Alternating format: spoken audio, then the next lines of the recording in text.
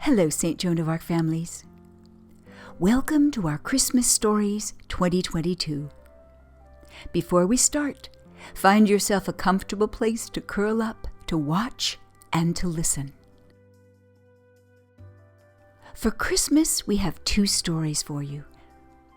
The first is the story of two young seekers who meet travelers and kings and shepherds and angels as they journey beneath the wonderful light of a marvelous star. It's called A Christmas Story, and it's written and illustrated by Brian Wildsmith. Our reader is Richard Dodson.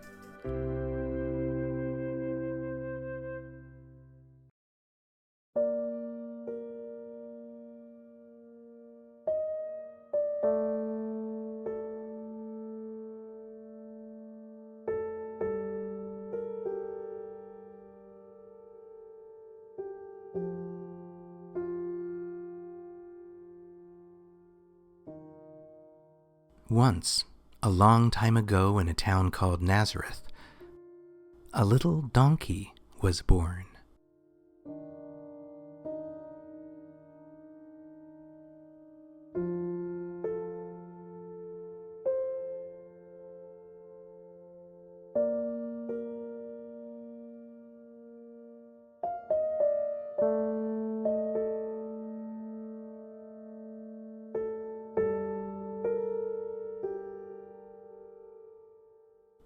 When the little donkey was almost 9 months old, his mother set out on a long trip with her mistress and master, whose names were Mary and Joseph. They asked Rebecca, a child who lived nearby, to look after the little donkey while they were gone. But the donkey was very sad without his mother and refused to eat. So Rebecca packed food and water and promised the little donkey that they would find his mother. And they set out to follow Mary and Joseph.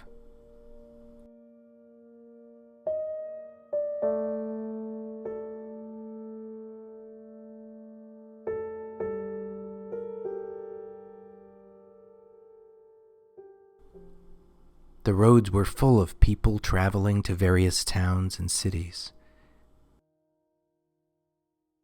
"Have you seen a donkey with a man and a woman?" Rebecca asked a traveler.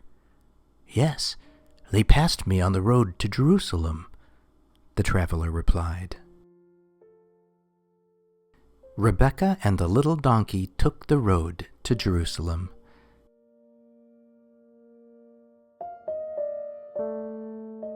Soon they came to a soldier standing guard at a splendid palace. "Have you seen a donkey with a man and a woman?" Rebecca asked the soldier. "Yes, they passed this way," the soldier answered. "Now hurry along. There are important visitors here to see King Herod."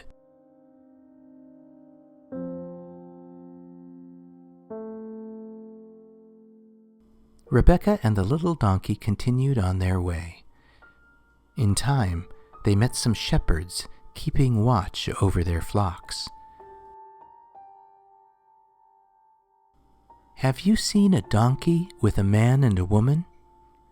Rebecca asked them. "Yes, they're going toward Bethlehem," the shepherds replied.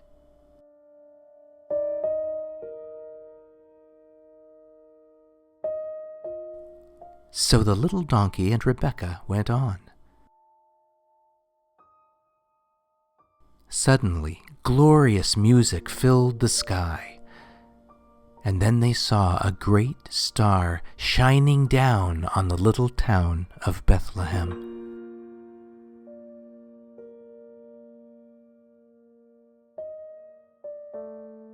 When they reached Bethlehem, they met a man standing in the doorway of an inn. Rebecca asked if he had seen Mary and Joseph and the donkey. "Yes," he replied. "They wanted to stay here, but there was no room at the inn. They went to the stable." and the innkeeper showed Rebecca the way.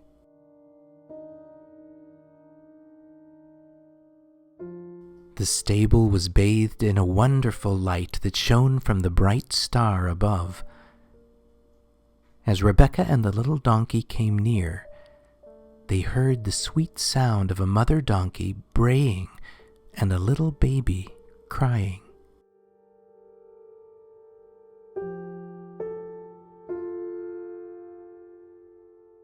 Rebecca and the little donkey entered the stable, and there, lying in a manger, was a newborn baby.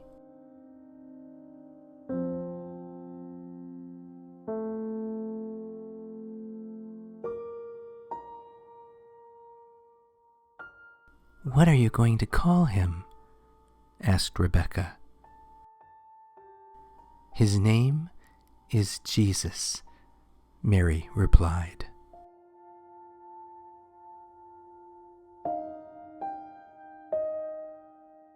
In the days that followed, the little donkey and his mother went with Mary and Joseph and the baby Jesus into Egypt, and Rebecca rode home on a king's camel.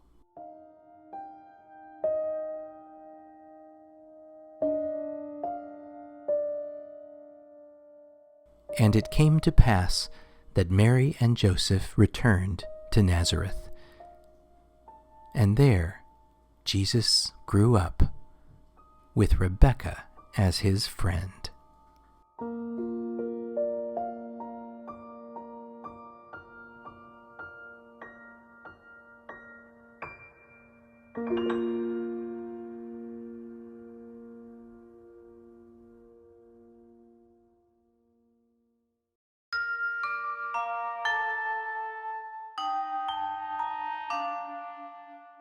The story of Jesus' humble birth among the animals inspires our Christmas celebrations each year.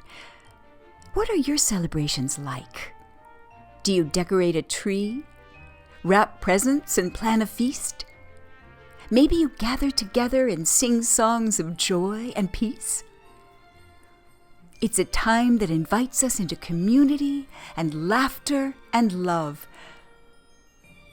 Unless you are a certain crabby creature who, for some unknown reason, hates everything about Christmas. Our second story is How the Grinch Stole Christmas by Dr. Seuss.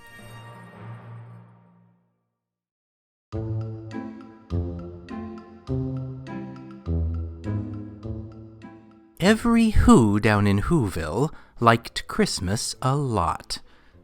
But the Grinch, who lived just north of Whoville, did not. The Grinch hated Christmas, the whole Christmas season. Now, please don't ask why. No one quite knows the reason. It could be his head wasn't screwed on just right. It could be, perhaps, that his shoes were too tight. But I think the most likely reason of all may have been that his heart was 2 sizes too small. But whatever the reason, his heart or his shoes, he stood there on Christmas Eve, hating the Whos, staring down from his cave with a sour, grinchy frown at the warm lighted windows below in their town.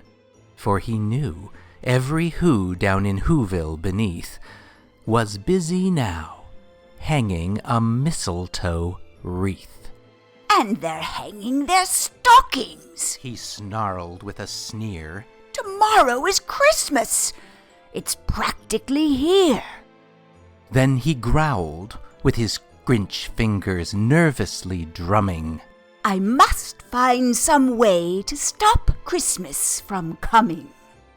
For tomorrow, he knew, all the Who girls and boys would wake bright and early.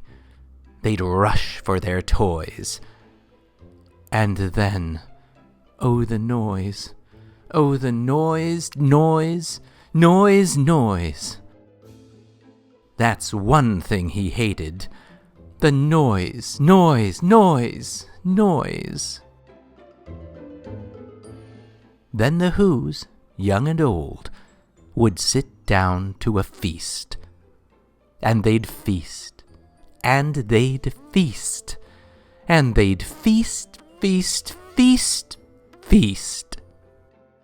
They would feast on Who pudding and rare Who roast beast, which was something the Grinch couldn't stand in the least. And then they'd do something he liked least of all. Every Who down in Whoville, the tall and the small, would stand close together with Christmas bells ringing. They'd stand hand in hand, and the Whos would start singing. They'd sing, and they'd sing, and they'd sing, sing, sing, sing. And the more the Grinch thought of this Who Christmas sing, the more the Grinch thought, I must stop this whole thing. Why, for 53 years I've put up with it now.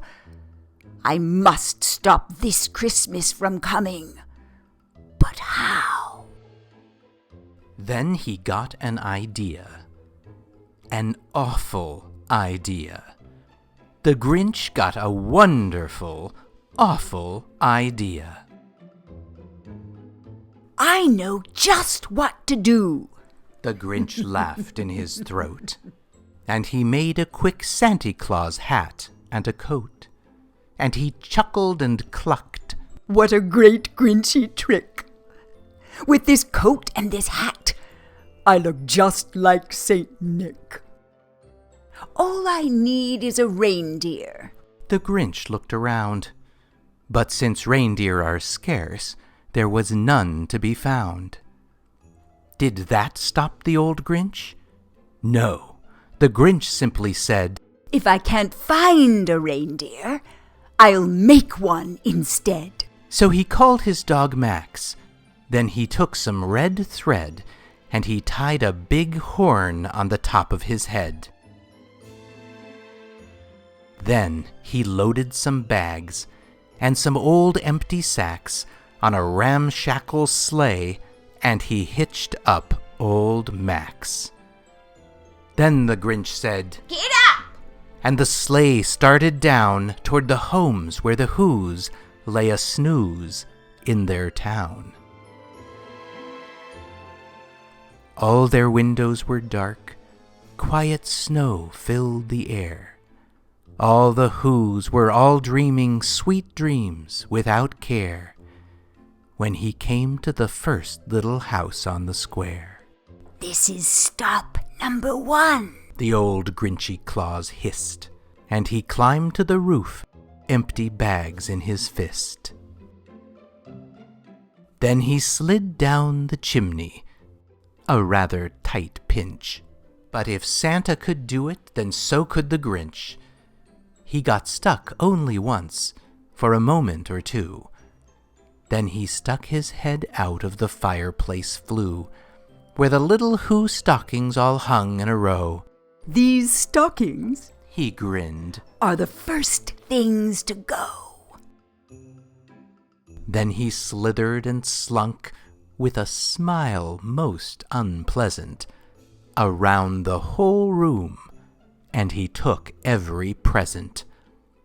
Bubbles and bicycles, roller skates, drums, checkerboards, tricycles, popcorn, and plums. And he stuffed them in bags.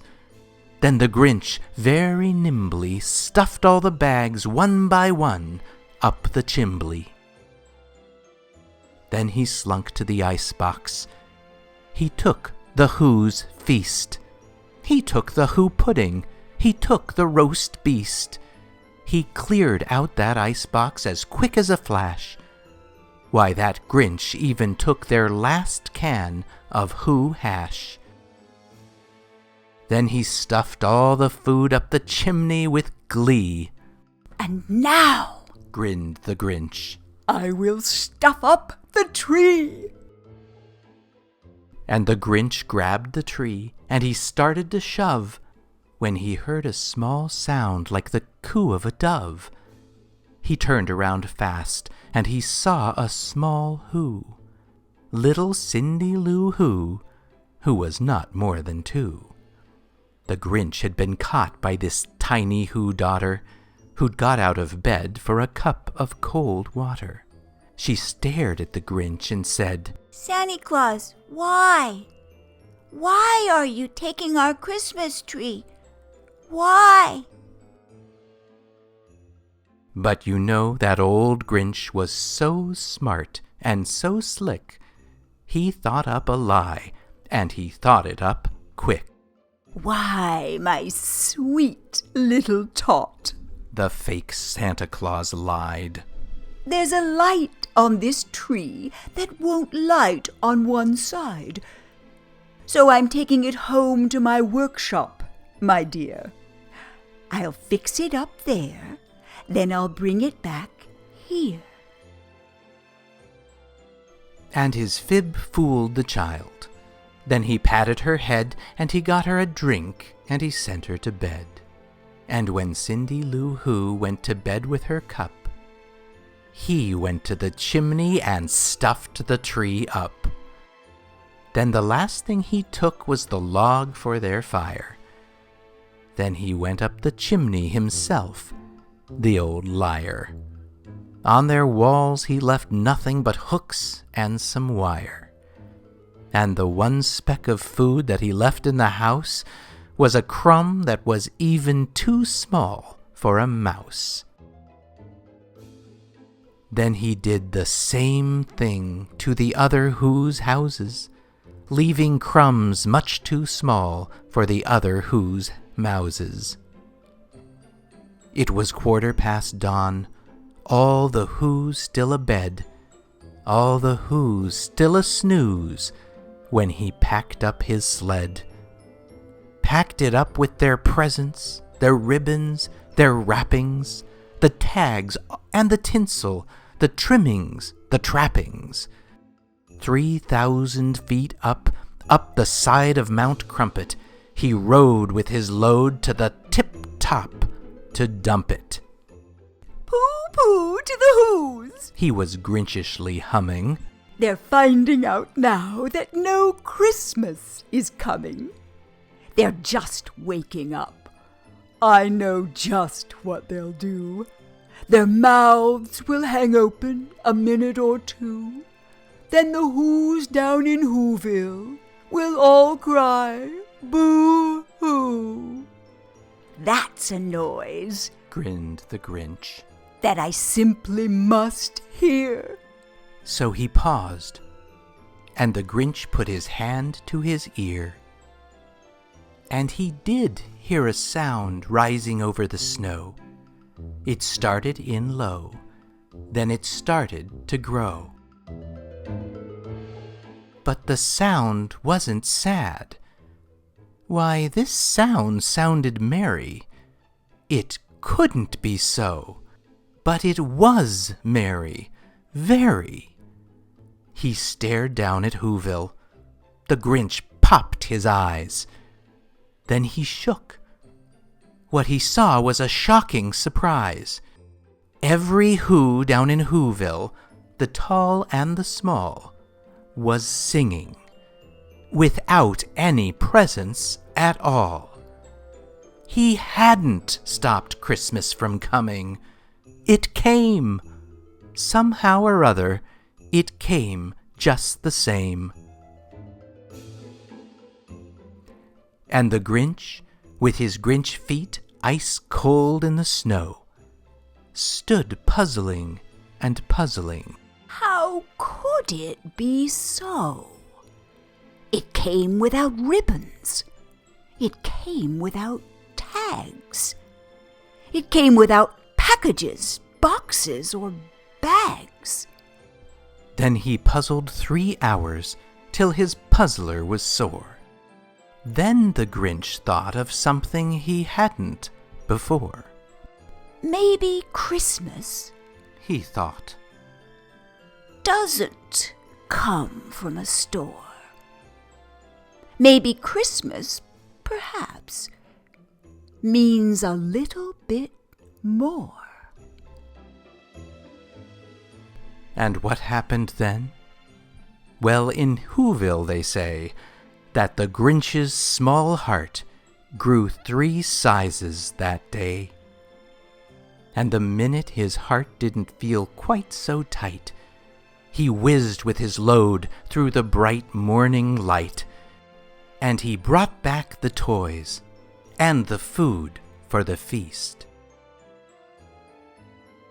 And he himself, the Grinch, carved the roast beast.